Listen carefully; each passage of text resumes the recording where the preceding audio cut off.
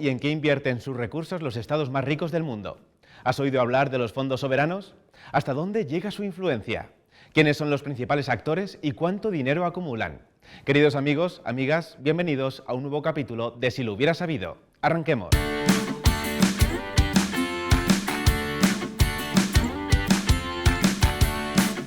Durante las últimas décadas se han popularizado los llamados fondos soberanos, enormes fondos de inversión que los estados más ricos o con una fuente de ingresos extraordinaria crean para diversificar y hacer crecer sus riquezas. Este es, por ejemplo, el caso de muchos países ricos en recursos naturales como el petróleo o también el caso de algunos países con grandes superávits en su cuenta corriente o en su presupuesto público anual. Y creedme si os digo que podemos encontrar fondos muy grandes. Sin ir más lejos, estos que veis en pantalla son los fondos soberanos más grandes de todo el mundo. Estos fondos cuentan con importantes participaciones en empresas a lo largo y ancho de todo el mundo. Controlan una enorme cantidad de deuda pública y privada y poseen algunos de los activos raíces más cotizados de todo el mundo, desde el Rockefeller Center de Nueva York hasta Desart, en Londres, el rascacielos más alto de toda Europa. Hasta la fecha, 70 países han constituido fondos soberanos, si bien la mayoría siguen siendo muy pequeños. En total, en 2021, estos fondos superaron los 10 billones de dólares en activos bajo gestión. Y justo aquí podemos encontrar algunas tendencias importantes. En primer lugar, les encanta Estados Unidos. Estos fondos canalizan una parte sustancial de sus inversiones, ya sean acciones cotizadas, deuda, inmuebles o private equity, hacia Estados Unidos. Por ejemplo, casi el 60% de los activos controlados por CIC, por la China Investment Corporation,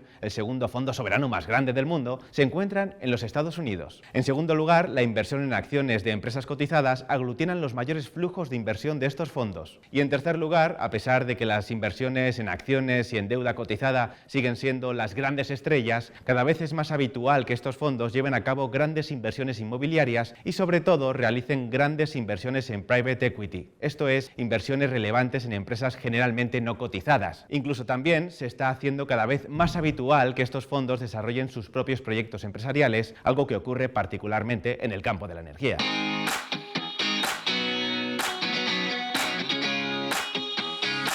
En esta línea, según un estudio del IE, los más activos a la hora de realizar operaciones de private equity fueron los fondos soberanos Temasek y GIC, ambos controlados por el gobierno de Singapur y el Mubadala de Abu Dhabi. Entre los tres cerraron en 2021 324 operaciones de inversión por todo el mundo. Invirtieron sobre todo en software, salud, biotecnología, transición energética, servicios de comunicaciones y comercio electrónico. Estos 6 campos supusieron prácticamente el 60% de todas las operaciones de private equity en las que participaron fondos soberanos. Y respecto a la distribución geográfica, los 5 países que más inversiones directas atrajeron en 2021 de estos fondos fueron, por este orden, Estados Unidos, India, China, Reino Unido y Singapur. Aquí hay que destacar que algunas de las tecnologías potencialmente más disruptivas que se están investigando, como es el caso, por ejemplo, de la fusión nuclear, ya tienen detrás dinero procedente de estos fondos soberanos. Pero dicho esto, echemos, si os parece, un vistazo un poco más detallado a los que hoy por hoy son los fondos soberanos más grandes del planeta. Y por supuesto, nos toca empezar por la reina de las huchas estatales, el llamado Fondo Global de Pensiones de Noruega, popularmente conocido como el Fondo Soberano de Noruega. Atentos.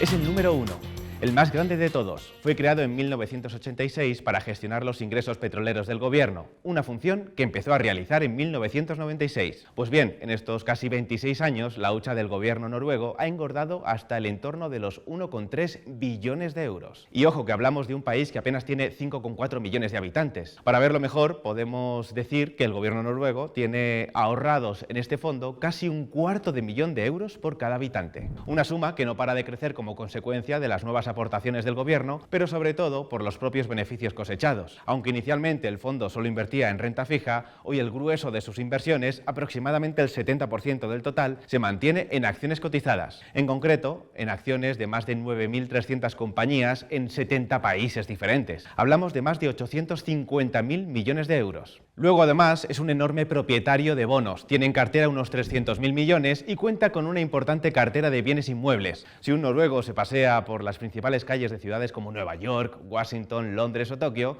entre otras muchas, encontrará numerosas propiedades de su gobierno. En total, desde que comenzara a invertir en acciones en 1998, el Fondo Soberano de Noruega ha cosechado una rentabilidad neta anualizada del 6,45%. Una rentabilidad que, por cierto, ha hecho que algunos analistas y académicos lo critiquen por por haberse convertido en una especie de fondo índice, desperdiciando con ello las ventajas que podría acarrearle la gestión activa. Claro que viéndolo desde un país como España, ¿a quién no le gustaría que el gobierno español estuviera ante semejante problema?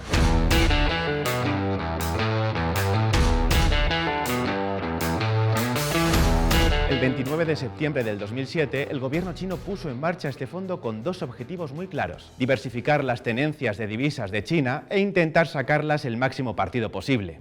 Y es que veréis, desde la crisis asiática de 1997 y sobre todo tras su inclusión en la Organización Mundial del Comercio, el gobierno chino puso en marcha una política de acumulación de divisas extranjeras que, gracias a su sector exportador, hizo que el Banco Central se hiciera con una cartera de más de 3 billones de dólares en reservas de divisas. Una enorme cantidad de dinero que invirtió fundamentalmente en efectivo y en deuda pública del gobierno de Estados Unidos. Esto hizo, por un lado, que estas reservas estuvieran muy expuestas a los vaivenes en el valor del dólar y, por otro, que su rentabilidad fuera muy escasa. Para solventar este problema, el gobierno chino creó CIC, que hoy gestiona 1,2 billones de dólares. A diferencia del fondo noruego, el CIC tiene una enorme exposición a inversiones alternativas: private equity, minería y recursos naturales, bienes inmuebles, infraestructuras y hedge funds. Concretamente, este tipo de inversiones suponía a finales del 2020 algo más de 500.000 millones de dólares. A este segmento le siguen las acciones en empresas cotizadas con unos 450.000 millones de dólares. Y por último, la renta fija con unos 200.000 millones de dólares. Respecto a su distribución geográfica, tal y como hemos comentado,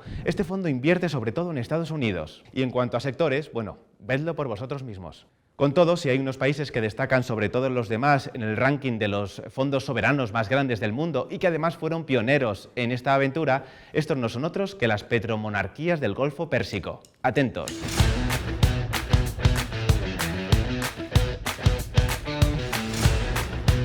De los 10 fondos soberanos más grandes del mundo, 4 se encuentran en Oriente Medio. Pertenecen a Kuwait, Qatar, Emiratos Árabes Unidos y Arabia Saudita. Juntos gestionan aproximadamente 2,5 billones de dólares. Además, sus fondos soberanos se encuentran entre los más antiguos del mundo, siendo el de Kuwait el primer fondo de estas características en constituirse en todo el mundo. Lo hizo ni más ni menos que en 1953. Durante muchos años, el objetivo de estos fondos fue gestionar las enormes riquezas generadas por la explotación del oro negro. Ahora, sin embargo, en la mayoría de los casos, el objetivo va un paso más allá. La idea ahora es aprovechar estas enormes riquezas para impulsar de una vez por todas la diversificación de sus economías y reducir con ello su enorme dependencia del petróleo.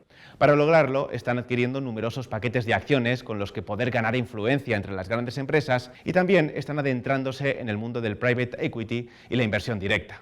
En esta línea, por ejemplo, durante el 2021, el fondo Mubadala de Abu Dhabi, que gestiona unos 300.000 millones de dólares, fue el tercer fondo soberano que más operaciones de inversión directa llevó a cabo. Por último, otro caso que podríamos destacar es el de Singapur, una ciudad-estado que tiene ni más ni menos que 2 fondos soberanos entre los 10 mayores del mundo. Por un lado, Temasek, un fondo que se constituyó en 1974 para, en su origen, gestionar las empresas públicas de este país. Y por otro lado, GIC, un fondo soberano que nació un poquito más tarde, en 1981, para gestionar y extraer provecho de las reservas extranjeras del país. Hoy juntos gestionan más de 1 billón de dólares y se han situado a la cabeza de los fondos soberanos que más inversiones directas realizan. Son la punta de lanza de la influencia económica de Singapur. Pues bien, ya lo veis, así es como algunos de los estados más ricos o con más generación de caja de todo el mundo gestionan sus inversiones. Como habéis visto, les gustan sobre todo las acciones, cada vez les interesan más el private equity y las inversiones directas y sobre todo prefieren a Estados Unidos.